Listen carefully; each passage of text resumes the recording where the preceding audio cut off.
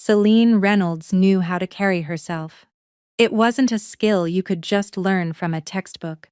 It was a trait forged through years of working in the financial control department of a massive, Chicago-based trading corporation. In her world, numbers never lied. People, however, lied all the time.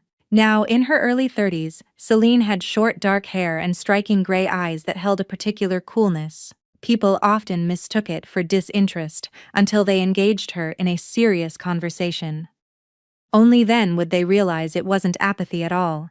It was the profound patience of someone who knew exactly how to wait for the right moment. She had spent 5 years buried in spreadsheets and financial reports. She could spot a discrepancy in a 100-page document in a matter of minutes, and never once raised her voice in a meeting, even when her colleagues were spouting utter nonsense. Upper management valued her for her level head. Her husband, it seemed, did too. Lately, however, Celine had noticed that the word valued was slowly being replaced by the word used in her husband's mind, even if he hadn't admitted it out loud yet. They had been together for 7 years. The first 3 were wonderful. After that, things just felt like a habit. Then, the habit started to drag. But Celine kept convincing herself it was just the stress of the grind. Anani's business wasn't doing well, making him constantly on edge. It will pass, she thought. She was used to explaining away other people's flaws by blaming their circumstances. It was part of her nature and perhaps her greatest weakness. Anthony Reynolds was 7 years older than his wife. He owned a small chain of home goods stores, 4 branches scattered across different Chicago neighborhoods, a warehouse out in the suburbs, 2 hired managers, and a dozen retail employees. On the outside, he exuded confidence. He wore tailored suits, had a habit of talking about future plans as if they were already done deals, and possessed the ability to walk into any room as if he owned it. To outsiders, it was highly effective. But Celine knew what lay behind the curtain. The late-night conversations about mounting debts, the heavy silences after calls from the bank, the irritation he tried to mask with exhaustion. Still knowing something didn't mean fully understanding it. The turning point began on a Tuesday morning with a text from her mother. Sophia had written late Monday night. "Honey, your dad and I decided to fly up for a few days. We miss you guys. Your dad says he hasn't been to the city in a long time and wants to walk around his old stomping grounds." Celine read the message twice, plugged her phone into charge, and stared at the ceiling of her bedroom, where she had been sleeping alone for several nights. Anthony was away on a business trip. Her parents rarely visited. After her father retired, they sold their house in the suburbs and moved down to Florida, buying a small place near the Gulf Coast, a dream they'd held their whole lives. Her father, Robert, hated the hassle of flying, and her mother hated being a burden. If clear's throat they had decided to come, it meant they were truly homesick. Or maybe they sensed something. Sophia had that strange maternal intuition that worked even across state lines and through radio wavelengths. Celine had never complained to her parents about her relationship with Anthony, not once in 7 years. It wasn't out of pride, but out of principle. Family matters stay inside the house. Now she was starting to think that principle had cost her too much. Anthony had left for his business trip, carrying a large duffel bag, looking every bit the busy entrepreneur. He said he was meeting suppliers a couple of states over to negotiate a new batch of inventory. "Maybe 3 days, maybe a week," he had said. He kissed her on the cheek, a quick practiced motion like turning a doorknob before walking out and getting into his Uber. Celine had watched from the window as the black car disappeared around the corner. She hadn't felt anything out of the ordinary. That in itself should have been a red flag, but she was used to chalking up her emotional numbness to sheer exhaustion. She texted her mother that she would pick them up herself. Their flight was landing at O'Hare International Airport at 6:00 p.m. She left work early, allowing plenty of time for Chicago rush hour traffic and parking. Terminal 3 at O'Hare was alive and chaotic at that hour. It smelled of roasted coffee from the nearby kiosks, buzzing with that inexplicable nervous energy, unique to places where people are simultaneously saying goodbye and reuniting. Celine grabbed a takeout coffee, stood near the glass doors of the arrivals area, and waited. The flight board showed the plane had landed. Within 20 minutes, passengers began pouring out. For the first few minutes, she simply watched the stream of people with their rolling luggage. Exhausted faces, joyful hugs, kids being hoisted into the air, elderly couples walking slowly and silently because they no longer needed words. She was looking for her mother, a petite, impeccably dressed woman in a beige coat, and her father, a tall, upright man, with the distinct, unwavering posture of a former city official, a trait he hadn't lost even in retirement. But they weren't the first ones she saw. First, she recognized a familiar line of shoulders, then the characteristic turn of a head, and finally the face. Anthony was standing off to the side of the arrivals hall, slightly removed from the main flow of foot traffic, where it was less crowded. He wasn't looking around. He was looking at a young woman standing right next to him. She had blonde hair, wore a cropped leather jacket, and had a travel tote slung over her shoulder. She was tall with that striking natural confidence of someone who is used to being looked at and enjoys it. Celine didn't know her. She had never seen her before in her life, but one glance was all it took. This woman was no colleague or business partner. The blonde woman said something to Anthony and laughed. Anthony leaned in, took her bag from her hand carefully, the way you take something from someone you desperately want to please, and kissed her. Not on the cheek, on the lips. It was brief, but there was no hesitation, no caution.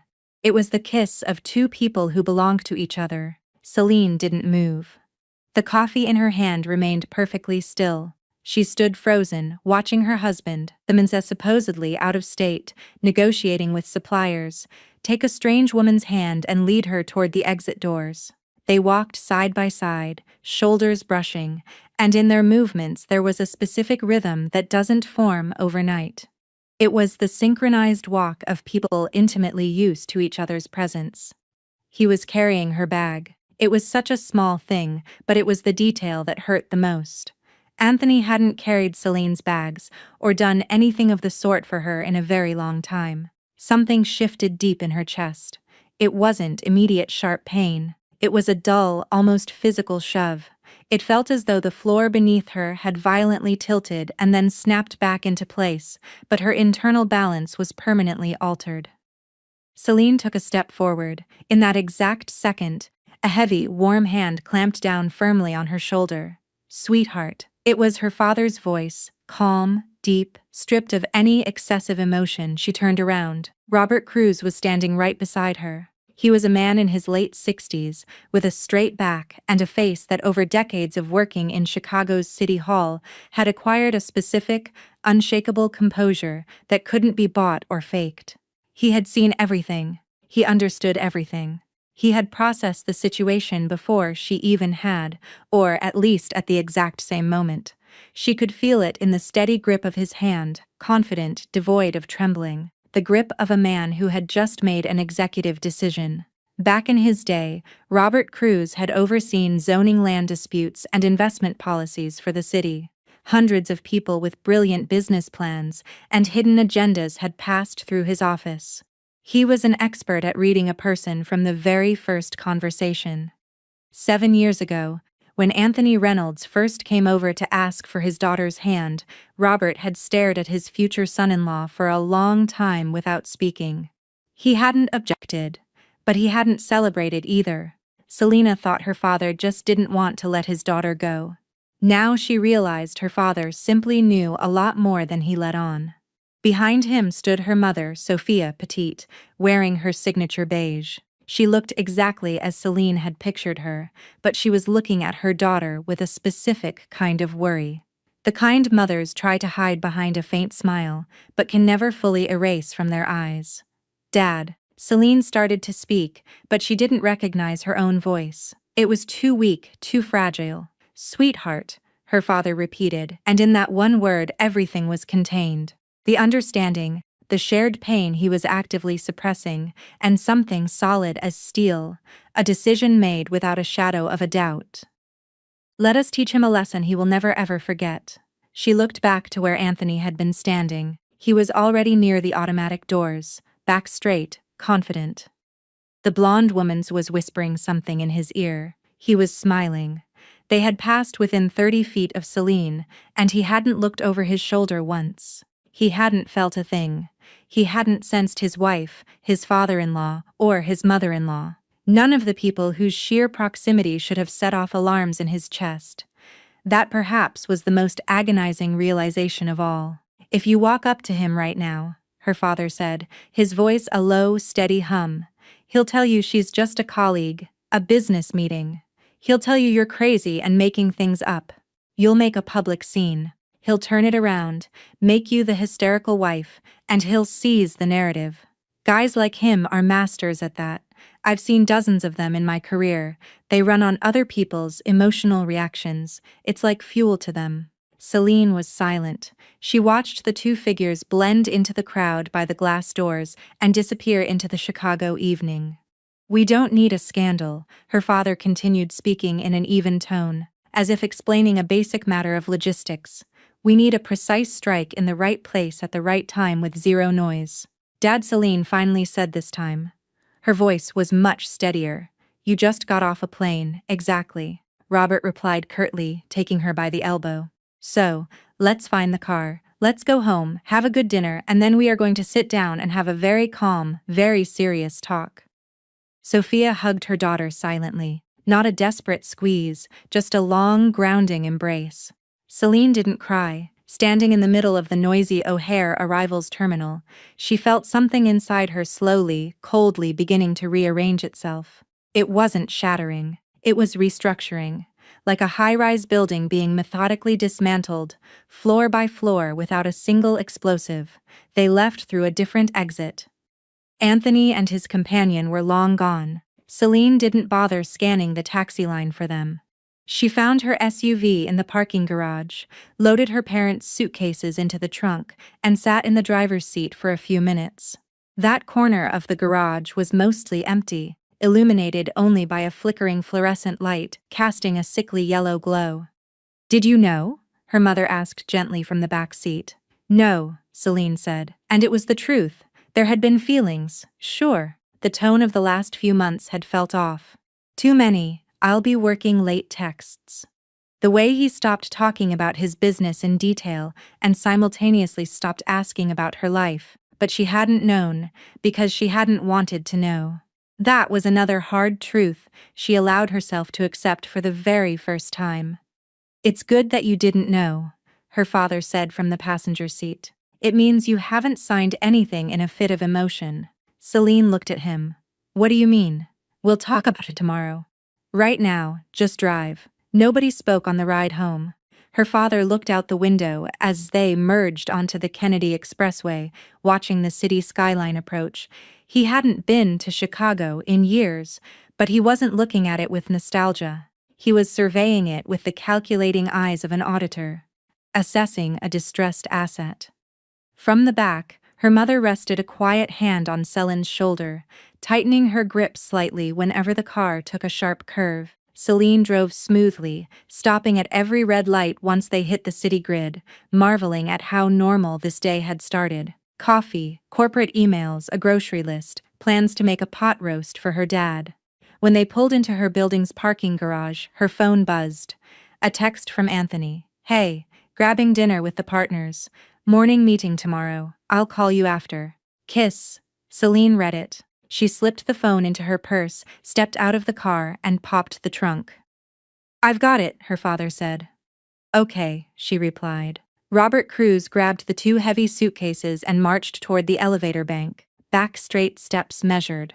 His expression was so completely unreadable that no one could have ever guessed that just an hour ago, he had witnessed something that fundamentally altered his perception of his son-in-law from top to bottom.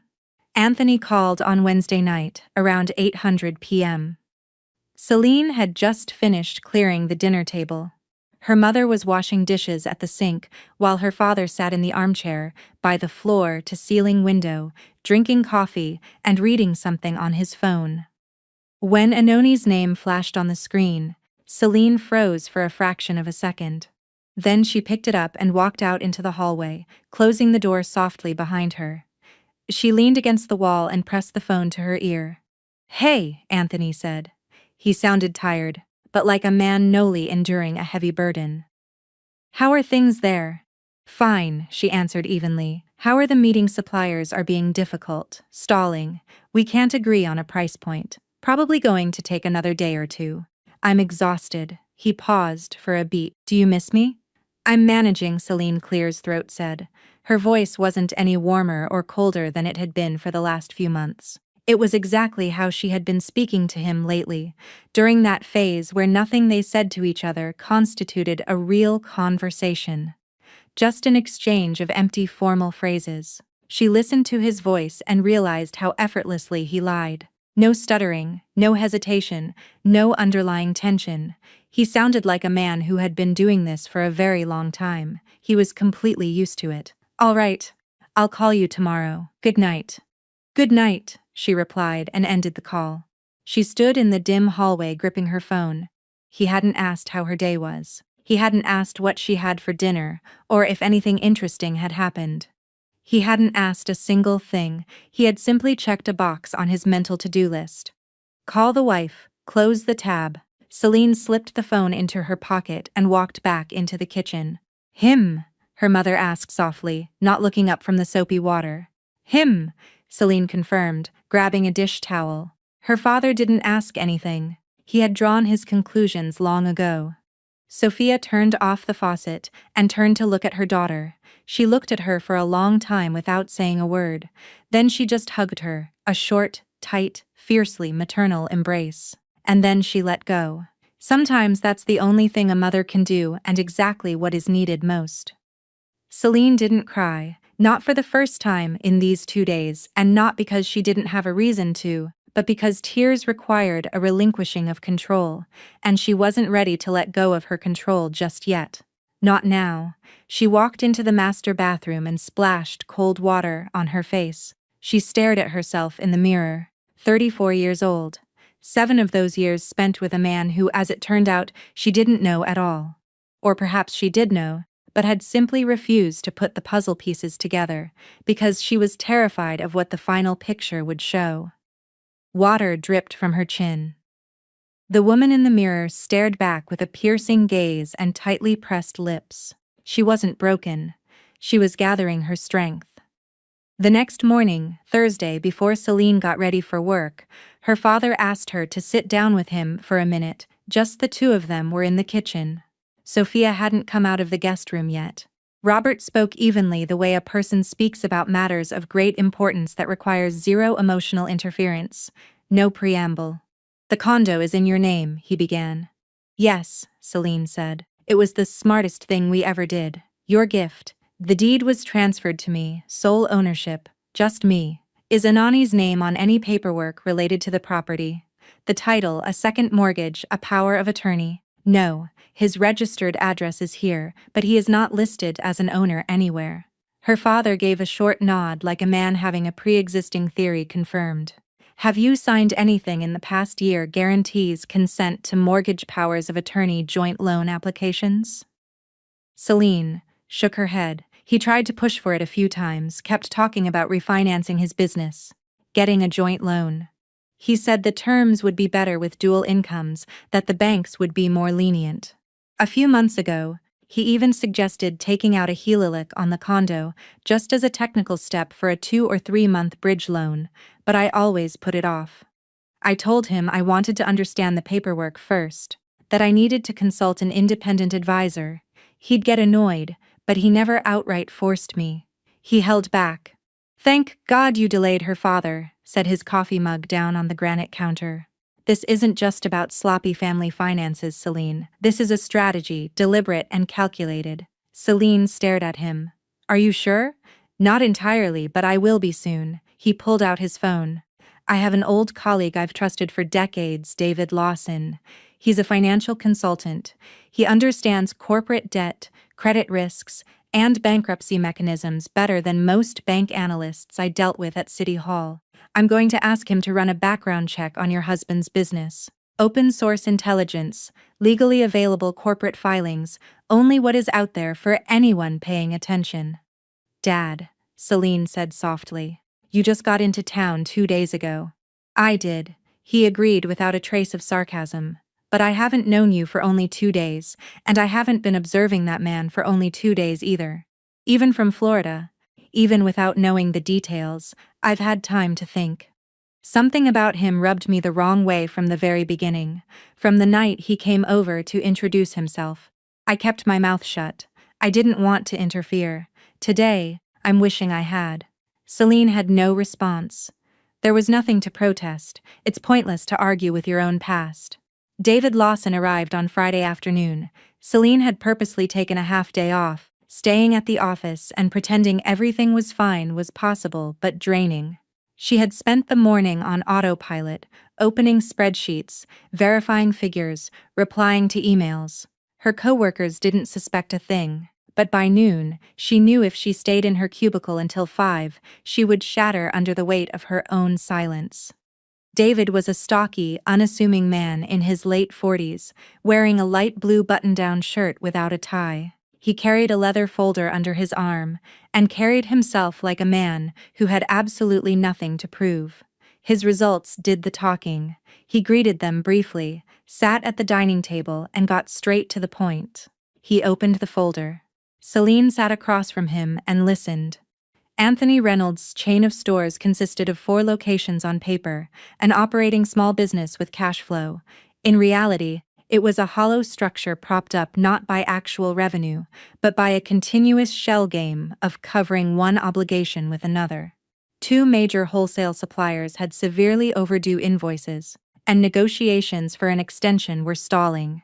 His business line of credit with the bank was virtually maxed out. What little remained was evaporating. The suburban warehouse he leased was on a favorable grandfathered rate that expired in 2 months, and the landlord had already signaled they would not renew under the old terms. Furthermore, David mentioned ongoing negotiations with an angel investor that Anthony had been courting for weeks. The investor hadn't committed yet. They were demanding more documents, dragging out the due diligence. Could it just be a rough patch? Celine asked. David shook his head. A rough patch is when you're temporarily ill-quid, but you have a solid pipeline and financial reserves. This is different.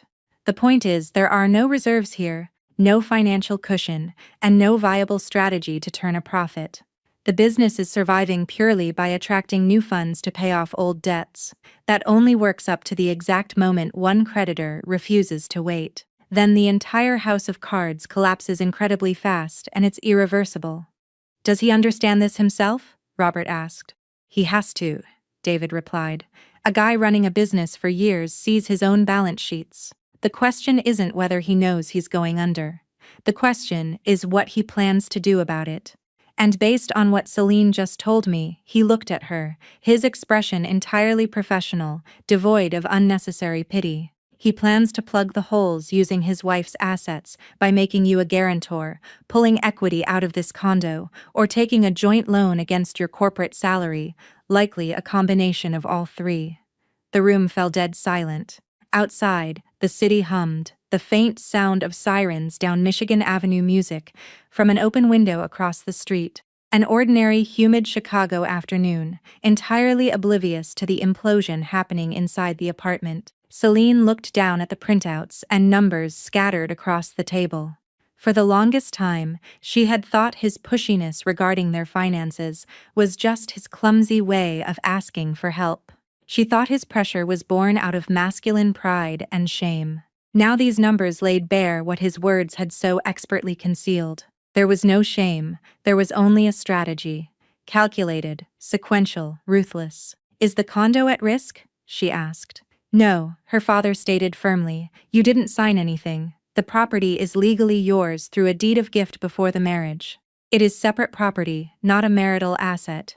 In a divorce proceeding, he cannot touch it unless he can prove commingling of funds, which he can't. Your position on the condo is ironclad. I'll double-check the nuances with an Illinois family attorney, David added. But Robert is right. You have nothing to fear on that front. "What's next?" Celine asked. Her father and David exchanged a brief look, like two generals who had already finalized the battle plan. "No sudden movements," Robert said. "You act completely normal at home. Do not give him any indication that you saw him at O'Hare. Do not sign a single piece of paper under any pretext. Just keep doing exactly what you've been doing for the last few months and wait." "Wait for what?" "Wait for his situation to reach critical mass." David answered evenly. "It's going to happen in a matter of weeks. Not much longer than that. We don't have to invent or fabricate anything. All we have to do is make sure the actual unvarnished truth is seen by the people who have been turning a blind eye. His creditors, his suppliers, that potential angel investor. If they receive accurate, verifiable information about his risk profile, they will make their own decisions. Nobody is obligated to fund a sinking ship. Is that legal?" Celine asked. "Perfectly legal," her father said. "No extortion, no blackmail, no dirty tricks. We are simply working with what already exists. His liabilities are real. We didn't create them. We are just going to stop helping him hide them." Celine fell silent. She looked at her father. This man who had flown in less than 48 hours, diagnosed and dismantled the illusion she had spent years refusing to look at, not because she was blind, but because she had chosen to believe in her husband. That's what happens when you share a life with someone. You actively resist thinking the worst of them. It wasn't stupidity, it was just the heavy price of misplaced trust. "Okay," she finally said. "I'll do exactly what you say." Her mother brought in a tray of coffee. She set the mugs down without making a fuss and sat next to her daughter. She didn't say a word. She was just there in that unconditional way only people who truly love you can be. It was getting dark outside. The city was transitioning into its usual evening rhythm. Headlights sweeping across the pavement, the glow of street lamps, the distant murmur of downtown. Nothing had changed out there. Inside Celine, however, something had finalized its structural shift. The pain wasn't gone. It sat beneath her ribs, dull and constant. But it was no longer the driving force. The driving force now was something entirely different. Cold, hyper-focused, resolute. It felt like readiness. Anthony came back on Saturday evening. He looked upbeat. He dropped his leather weekender bag by the door, projecting the aura of a man who had just crushed a grueling but highly successful round of negotiations. Celine met him in the foyer. Her parents had already left exactly as planned. They didn't need extra witnesses for the initial phase. Let the illusion of normally persist. "I missed you," Anthony said, pulling her into a hug. "You must be exhausted," Celine replied. She didn't pull away. She stood straight, allowing the embrace, surprised by how easy it was. She used to think that, if she ever found out she was being betrayed, she wouldn't even be able to look at the person without trembling. But she could do it now, because she was looking at him through a completely different lens.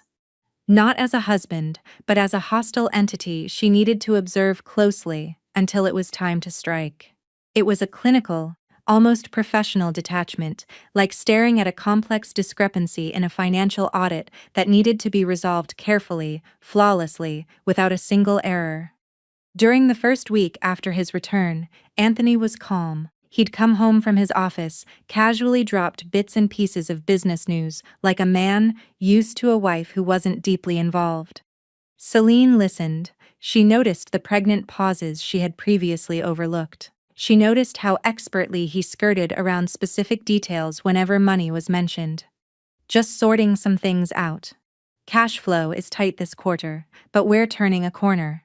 He'd say it was the rhetoric of a man desperately buying time. Meanwhile, David Lawson was quietly going to work, methodical, silent. The first domino to wobble was one of the major suppliers, a massive wholesale distributor Anthony had worked with for 3 years.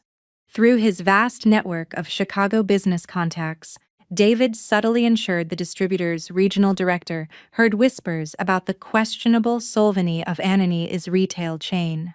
He merely suggested they might want to pull an updated credit report before approving the next Net 6 payment extension. The regional director was a pragmatic guy. He'd been in wholesale a long time and had seen plenty of shiny retail empires collapse overnight. He didn't need much convincing. A hint was enough.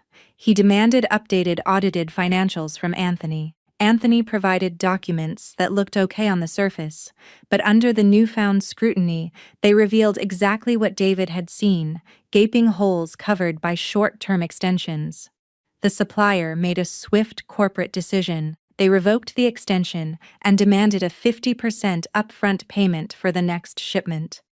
For Anthony, this meant an immediate crippling shortage of working capital at the absolute worst possible moment. The second domino was the warehouse landlord.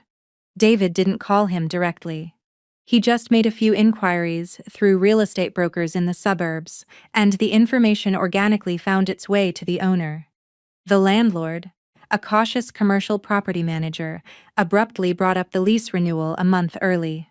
He laid out the new terms: current market rate, no legacy discounts. Anthony tried to negotiate promising growth and stability, but without financial proof, his words rang hollow.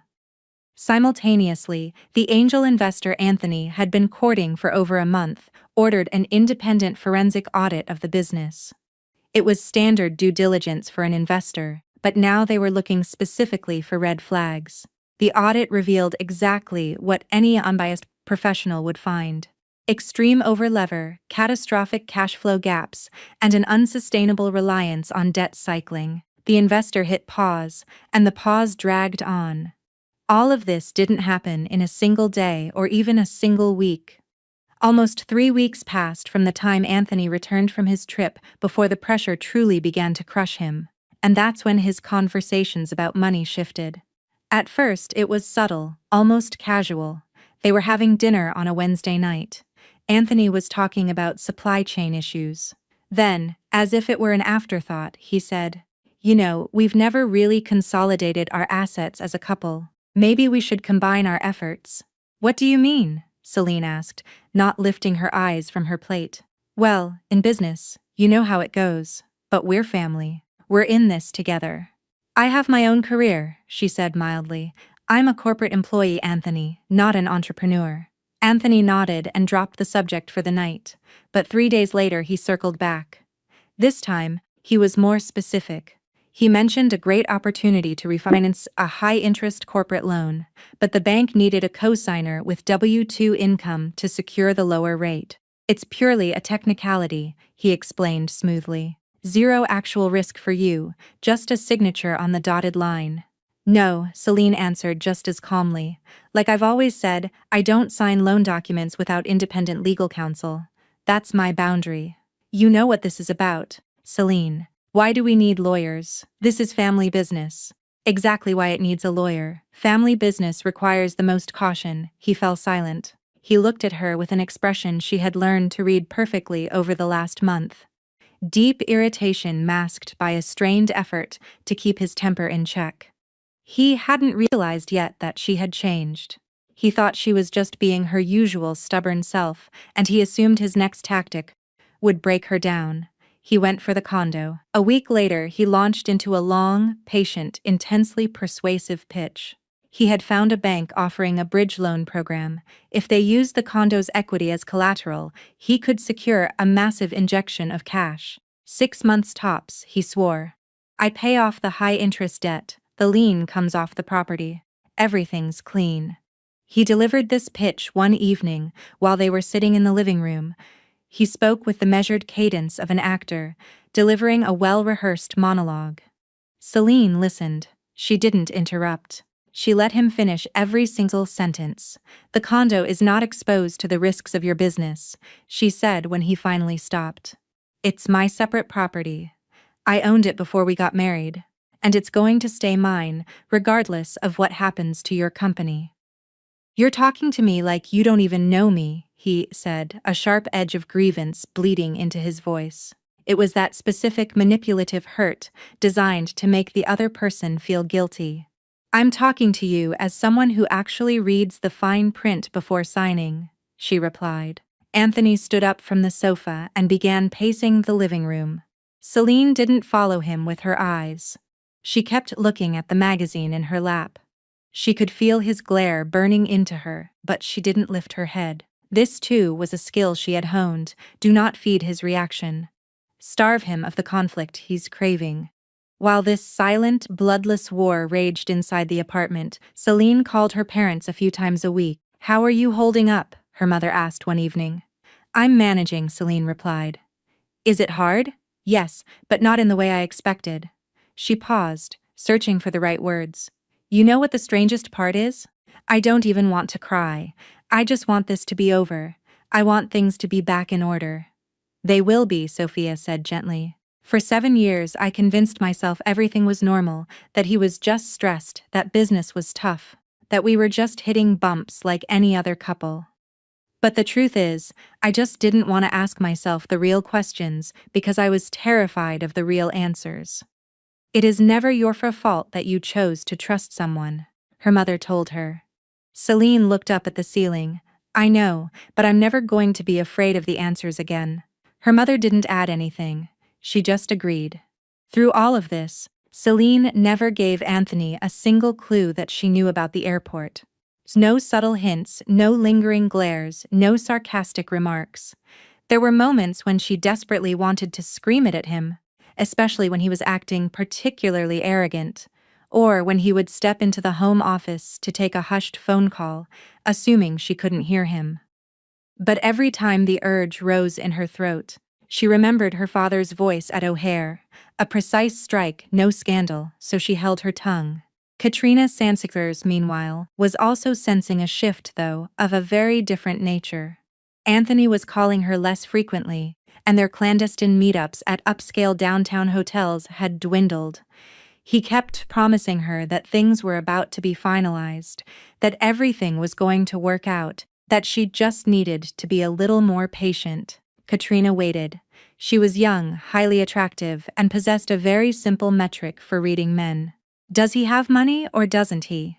Anthony used to have money, or rather the convincing illusion of it, but the cracks in that illusion were becoming glaringly obvious. She noticed how irritable he was. She noticed he had stopped making grand, effortless promises about their future, the very confidence that had drawn her to him in the first place. Now his voice carried the distinct tone of a man begging for an extension. He wasn't begging her directly, but he was taking a little longer to reply to texts. Sometimes he didn't reply at all until the next day. Anthony noticed her pulling away and it infuriated him, but his hands were tied, his trump cards were gone, and he had no new ones to play. Katrina wasn't in a rush to make a dramatic exit. She was used to waiting until the dust settled to see where she stood, but internally she had already made her decision. At the end of the 3rd week, David called Robert Cruz. The angel investor had officially backed out. No dramatic boardroom fights, no burned bridges, just a formal email. "Based on our review of the financials, we do not feel it is prudent to proceed with an investment at this stage." Polite final. For Anthony, it was a devastating blindside. The investor had been his life raft. That cash infusion was supposed to plug the most critical leaks and buy him time to maneuver. Without that money, the elaborate narrative he had constructed over the past few months, the negotiations, the promises, the delays evaporated into thin air. Celine found out on a Thursday. Her father called and relayed the updates. "So, it's close?" she asked. "It's imminent," Robert confirmed. "David says maybe a week and a half at most." When an investor walks away, it triggers a chain reaction. Word travels fast in the Chicago commercial sector. Everyone else gets spooked and rushes to collect what's theirs. It starts a collapse that he cannot stop from the inside.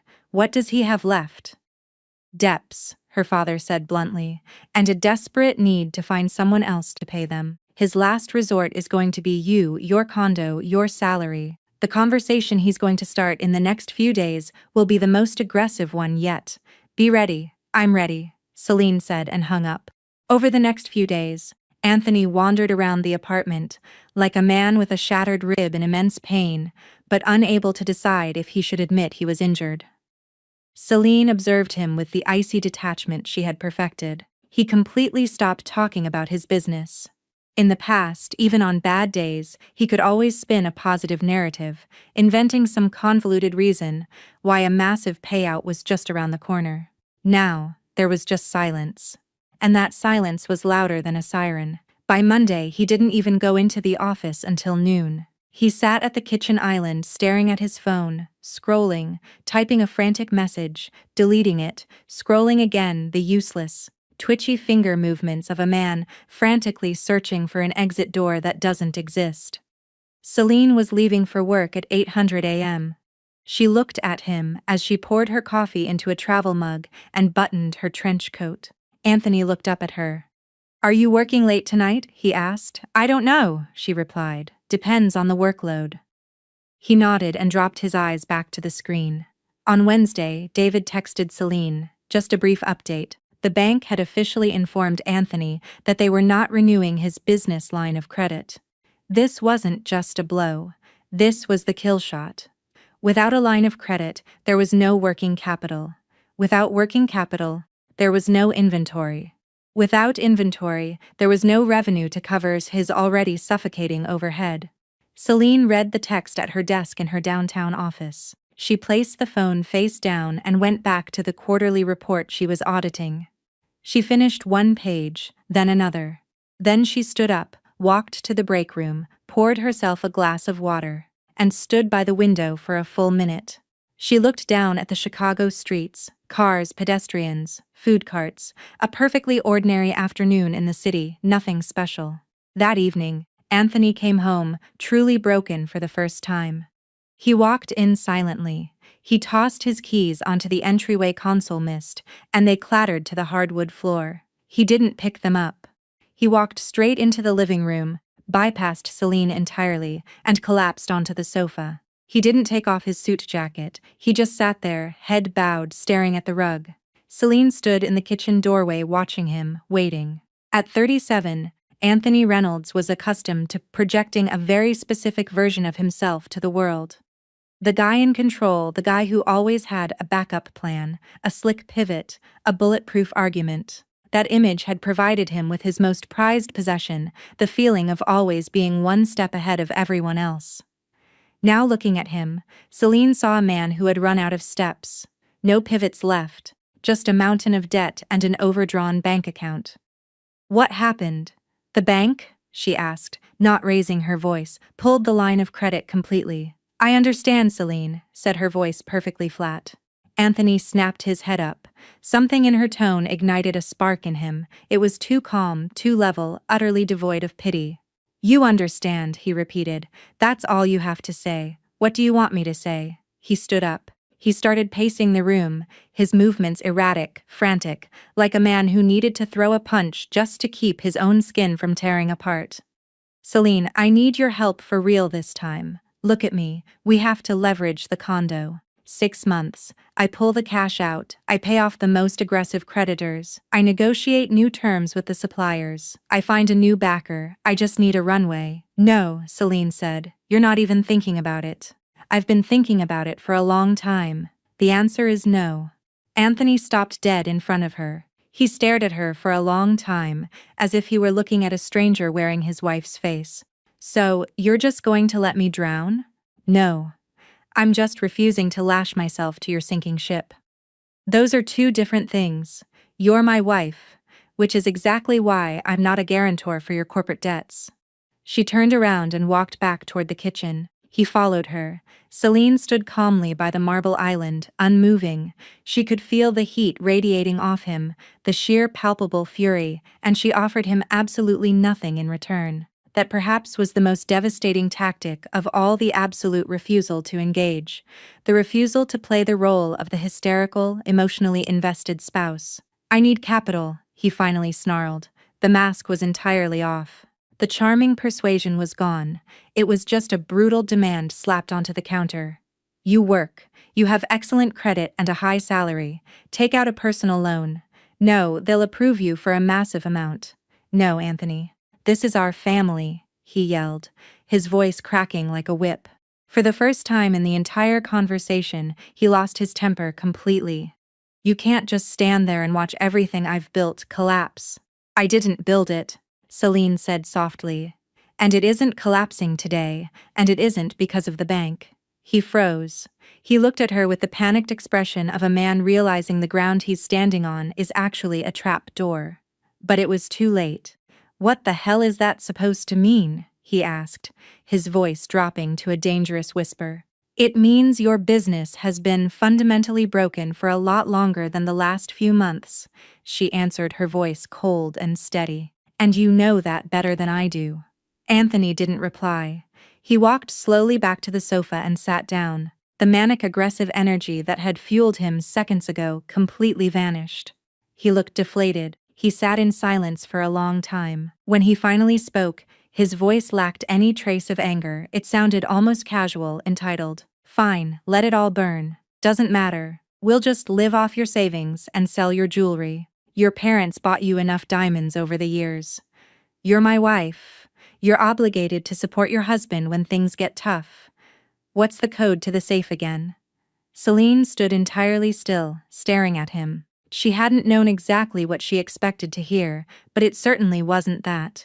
It wasn't the grotesque, simplistic distillation of what she actually meant to him after 7 years.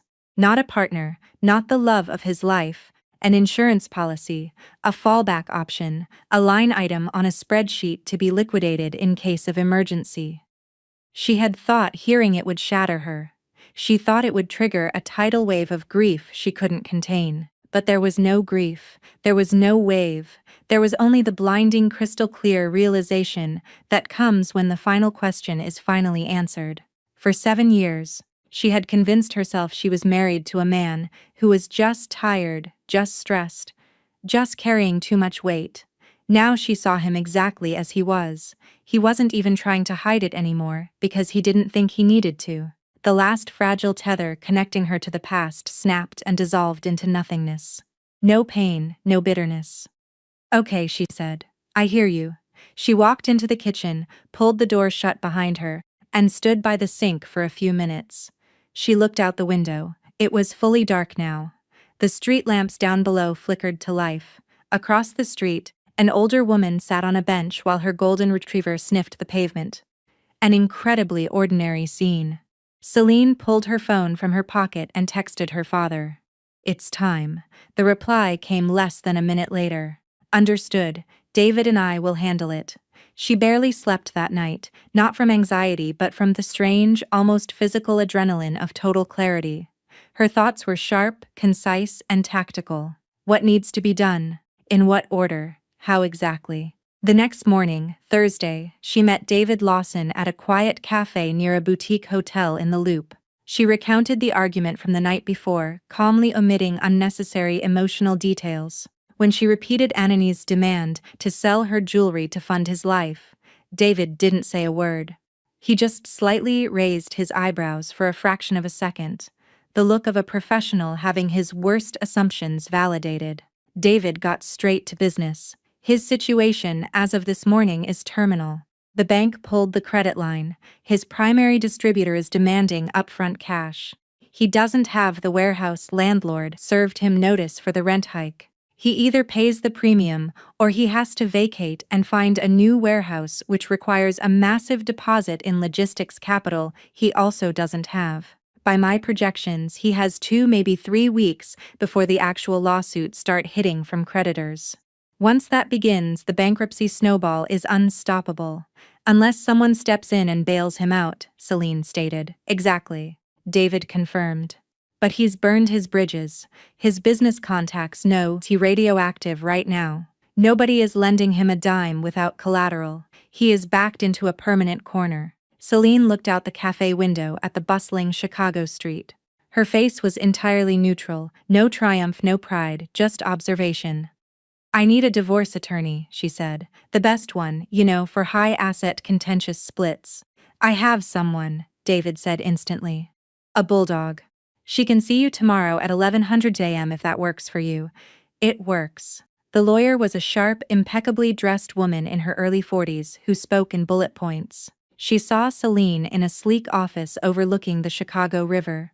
She listened intently, didn't interrupt, and only asked highly specific, probing questions. Professional, clinical, she reviewed the deed to the condo, the trust documents from Celine's parents, and the tax returns. After 20 minutes, she delivered the conclusion Celine already knew but needed to hear on official legal letterhead.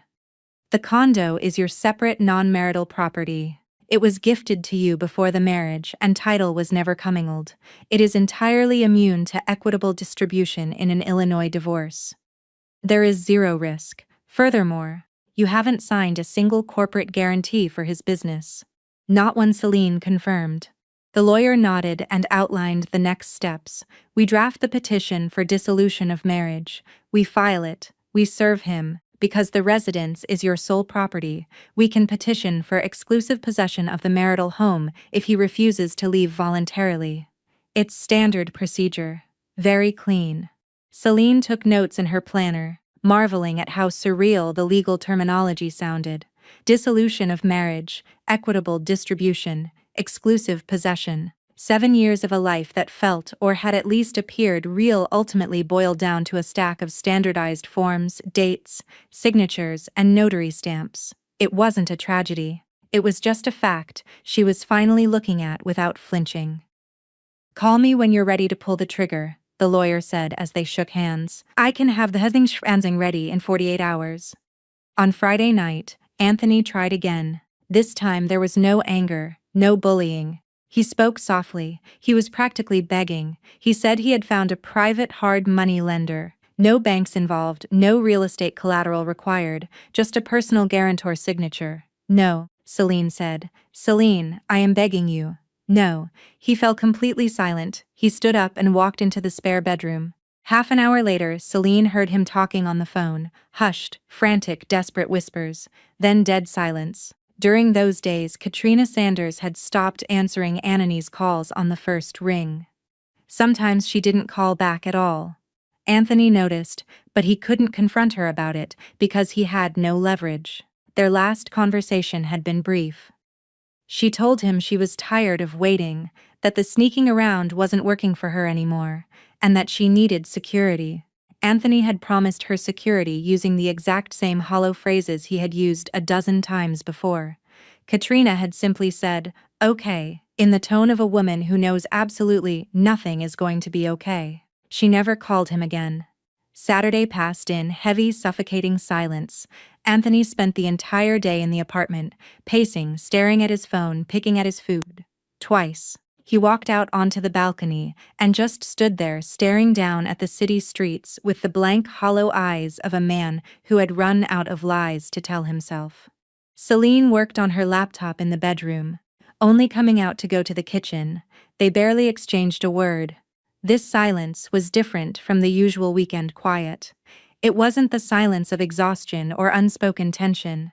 It was the absolute terminal silence that descends when two people know it's over, but neither has said the words out loud yet.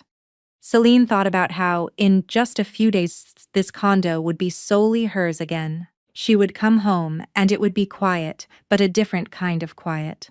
Not the anxious silence of waiting for a bomb to go off, but the peaceful silence of a space that belongs entirely to you. She didn't want anything more than that. Right now, it was enough just to reach the end of the road that had started at O'Hare 5 weeks ago. On Monday evening, Celine called the attorney and told her to finalize the paperwork. Her voice was steady, void of hesitation, the voice of a woman who had made her choice weeks ago and was simply executing the final phase. By 1000 a.m. tomorrow, everything will be ready, the lawyer replied. Celine thanked her, hung up, and sat in the quiet of her bedroom, staring at the closed door. Beyond that door was the living room. Anthony was sitting out there. She could hear him aimlessly flipping through TV channels, pausing, flipping again. He wasn't watching anything. He was just trying to fill the silence with noise. She had learned to notice that too. Tuesday morning, she woke up early. She brewed coffee and drank it, standing by the window, watching the city wake up below. Anthony was still asleep. She dressed in her sharpest blazer, grabbed her leather tote, and walked out the door just like any other Tuesday. Nothing special. At 1000 a.m., she sat in her lawyer's office and received the folder, a filed copy of the petition for dissolution of marriage, the deed to the condo, the trust documents, everything neatly tabbed and organized, signed, sealed, and stamped. The lawyer had filed the original with the Cook County clerk that very morning.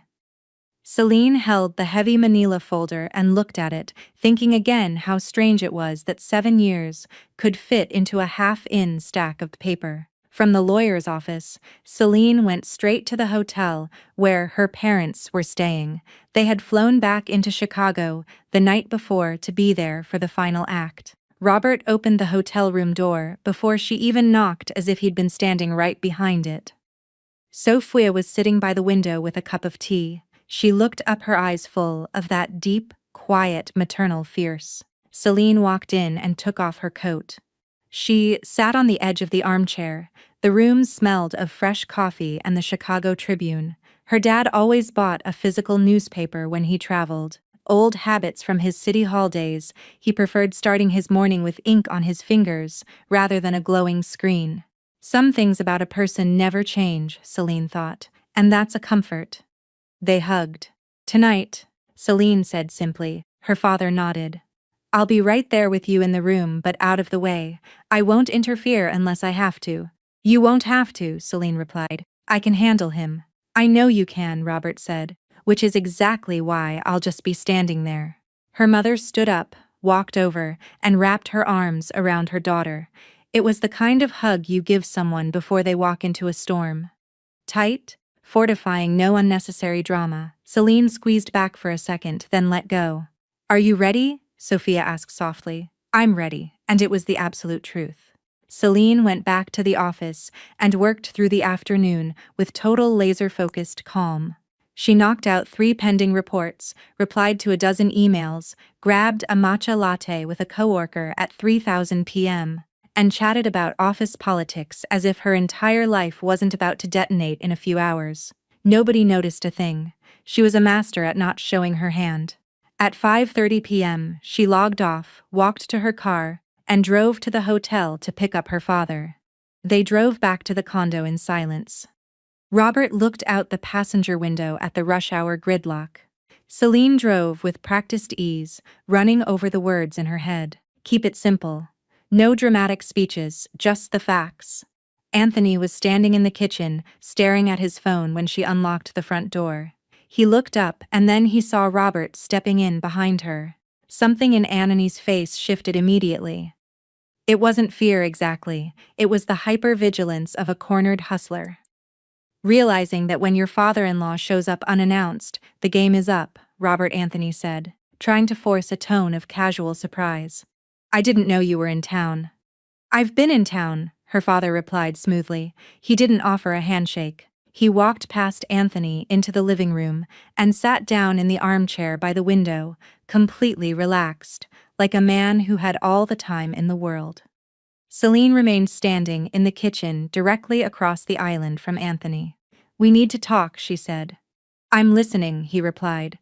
Though the swagger had completely bled out of his voice, he shifted his weight nervously.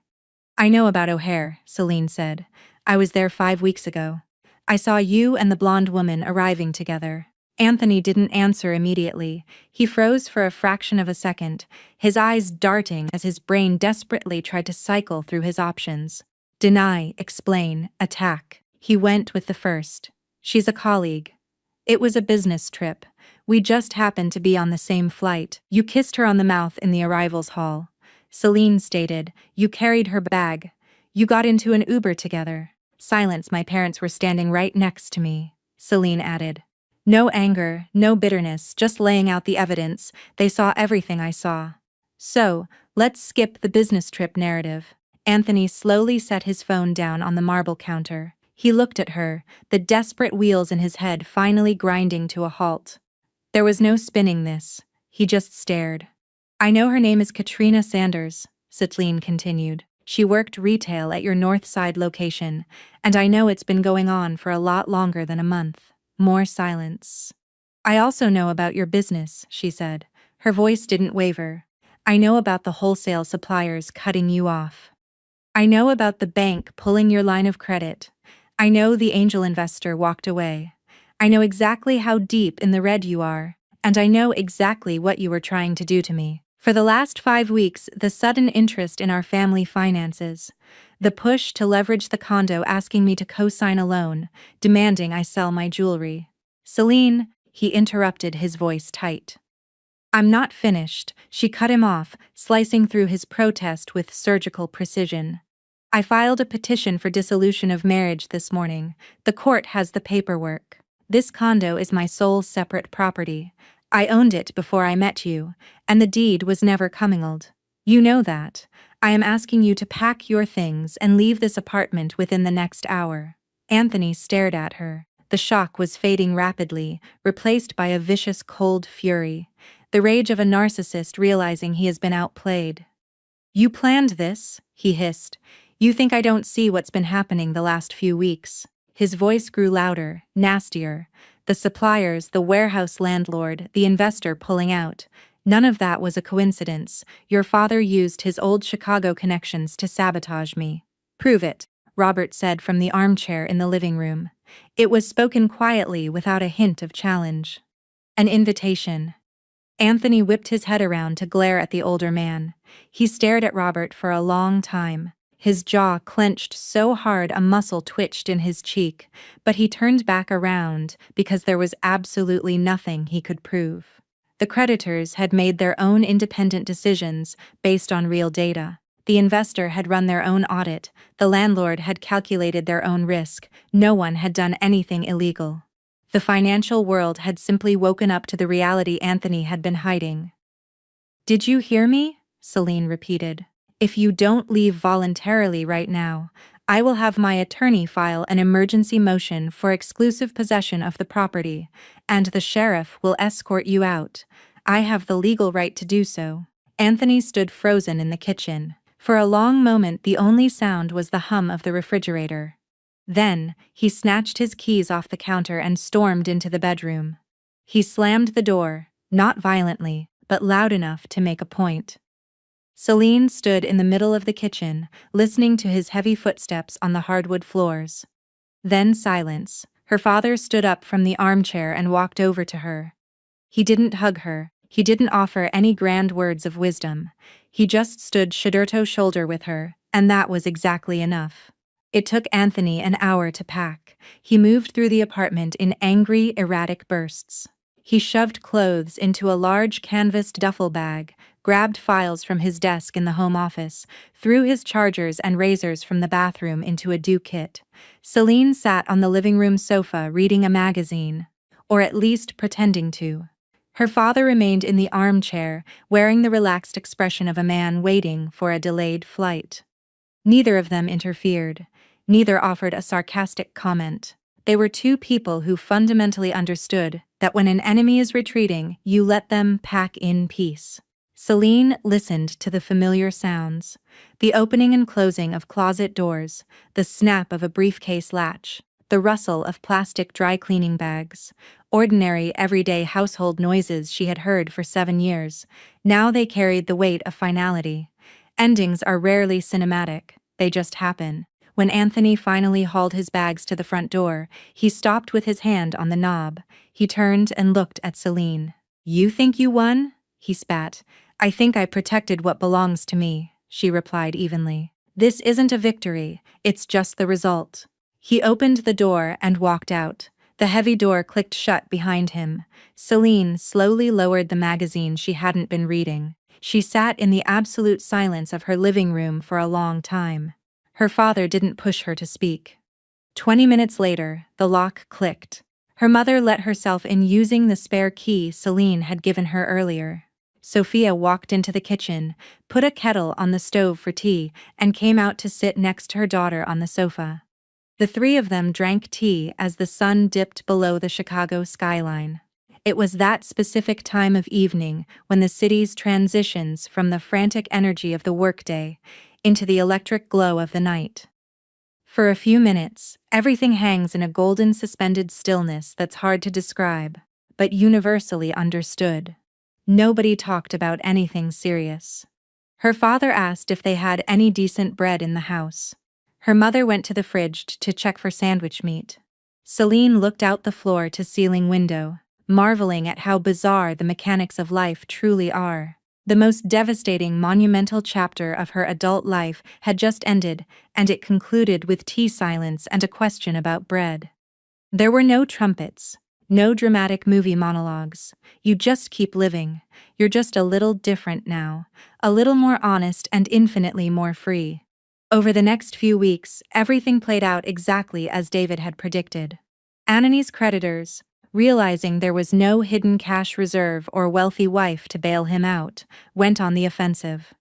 A vendor filed a lawsuit for breach of contract. Another halted all shipments until arrears were paid. 2 of the 4 retail locations shut down within a month. The inventory dried up.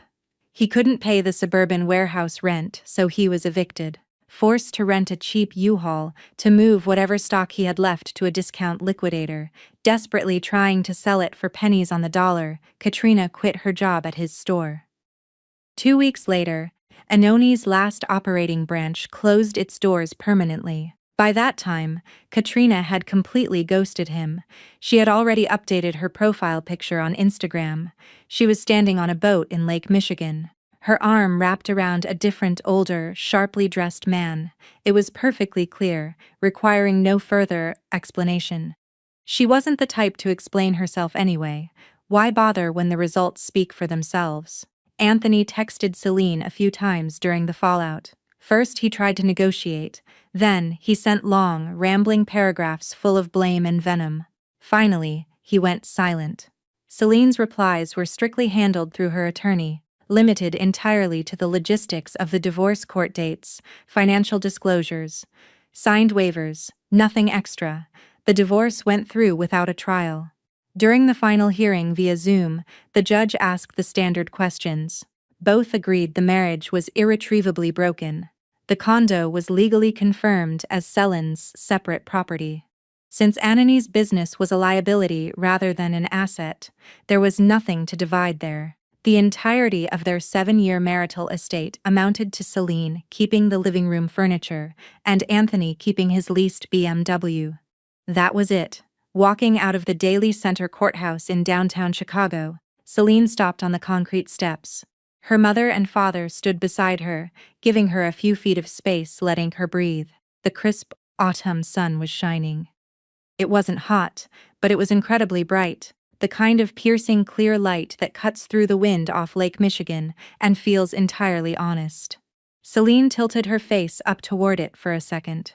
She felt the warmth, light but undeniable. She realized that this was the beginning of something entirely new. It wasn't a sudden explosion of joy or overwhelming relief. It was simply the first day that her life belonged solely to her again. She turned to her parents. "It's done," she said. "It's done," Sophia confirmed, reaching out to squeeze her hand. Her father didn't say anything. He just stepped up to walk beside her, calm, steady, unshakable, just like he had been that evening at O'Hare, when he put his hand on her shoulder and said, "Let us teach him a lesson." He hadn't been acting out of vengeance. He had simply removed a parasite's ability to survive by feeding on his daughter's trust. It wasn't a punishment. It was protection, a subtle distinction, but it meant everything. Celine Reynolds walked down the courthouse steps, flanked by her father and mother. She wasn't thinking about the past 7 years anymore. She was thinking about what tonight would be like in her apartment, quiet hers, completely devoid of someone else's tension and lies. Just the evening, just the quiet, just her own life which finally belonged to no one but herself.